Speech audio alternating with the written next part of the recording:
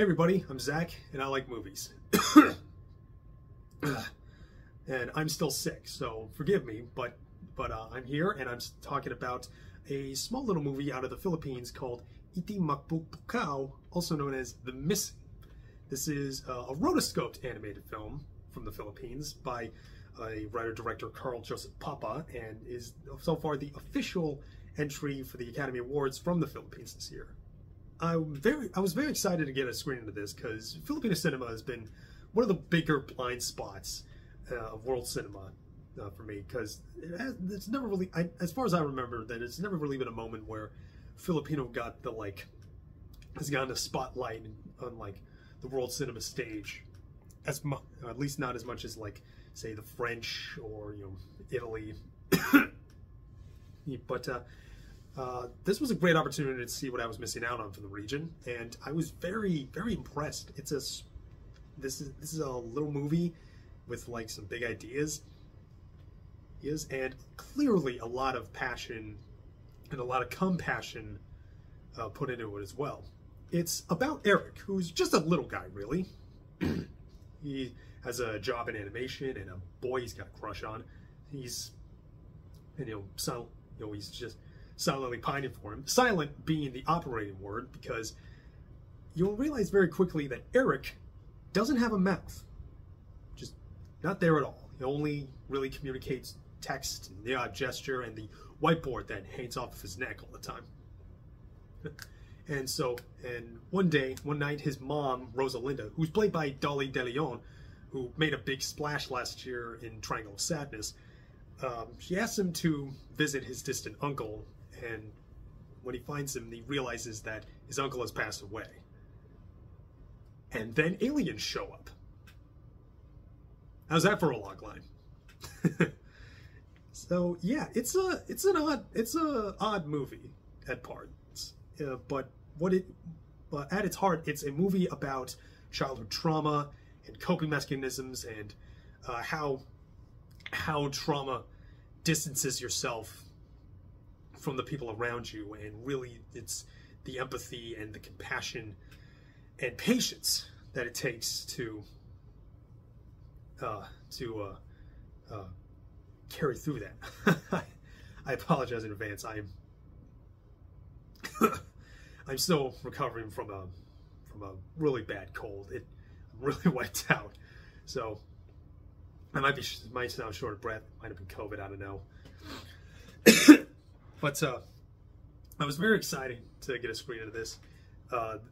This was such a very interesting little movie, and I was really intrigued by it because of the rotoscope animation. And rotoscope, every time I see it, it always gets some of the most experimental animation styles and animated purposes for the story that they're telling, that I really get to see, whether it's the times Richard Linklater's done it with A Scanner Darkly or Waking Life, or also from last year Apollo 10.5. But this was very interesting, because for a minute I was sort of wondering, okay, so yeah, he doesn't have the mouth. Where's it really going with this, and what with the style? And really, the more it revealed itself, the more, okay, yeah, animation. It made sense to tell this in animation, and it's not just done in rotoscope. There are flashbacks to Eric's childhood that are kind of done in this sort of child coloring book style. They feel very they're very little sketchy, almost doodly. And the way the way it comes in and they transition to and from that is very creative, very emotionally powerful, and I really like how patient this movie is. There's a lot that's not being said, obviously with Eric, and Eric's actor, Carlo, what's his name? Carlo Aguino. He has a really good performance as well. He has these very caring set of eyes. you could tell that there's a lot that he wants to get out, but he really physically and emotionally can't. He's very closed off. And I also like the unspoken but still very clear affection he has with his crush Carlo, and he vice versa. Early on, there's like a scene in an elevator where Carlo basically asks him out, but they're both like silently gauging and sort of pushing each other's boundaries to like asking for permission to be let in, and it felt very believable in that way too. I also really love Dolly de Leon as his mother. Again, very, very sweet, very caring, and I think that's the real charm, the real strength of this movie. It's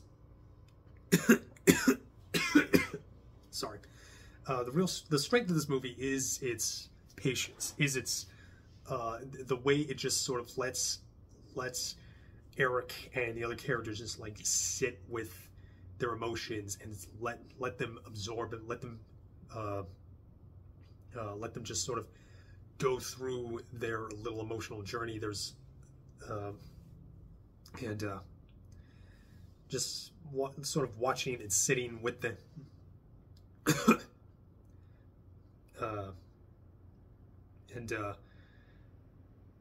it's very sweet. It's very I'm sorry. I'm really stop and go on this. It's been rough. It's a very sweet movie. It's very nicely told. If I had criticisms with it, I do think there are parts that come off a bit as awkward and a little janky.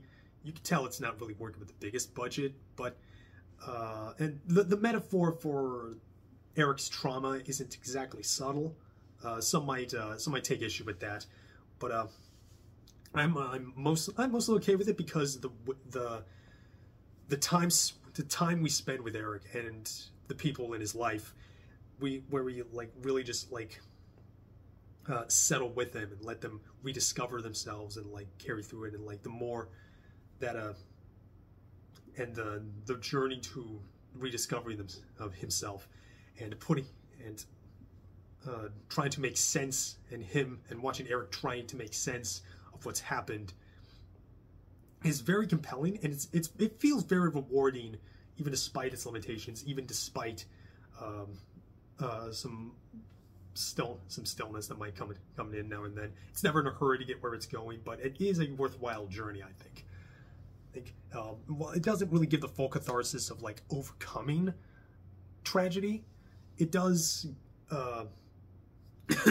it does do a good job of like letting that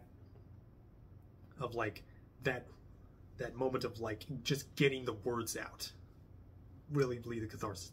It's getting to that first step is very important still. I thought this was really I thought this was very good. The animation was excellent. I'm really rooting for this movie. I hope it gets that I hope it gets that Oscar nomination it's gunning for. But there's some stiff competition. Like, movies have been really good lately, which has been great for us. So I think it's really good. I'm feeling a decent to strong 7 on this. So yeah. I hope you can check out. The Missing. Remember, it's The Missing, not to be confused with Missing from earlier this year, like Just Missing. No, this is The Missing from the Philippines. It's a really good movie, and that's kind of it. All I got right now. All I can do right now. It's been a rough couple days between getting ass-kickingly sick and rough days at work. I'm kind of wiped out, so I'm gonna go take a nap. Keep watching movies. I'll be seeing you lately, and thank you. Yeah, here's to more movies. Keep watching movies. Bye.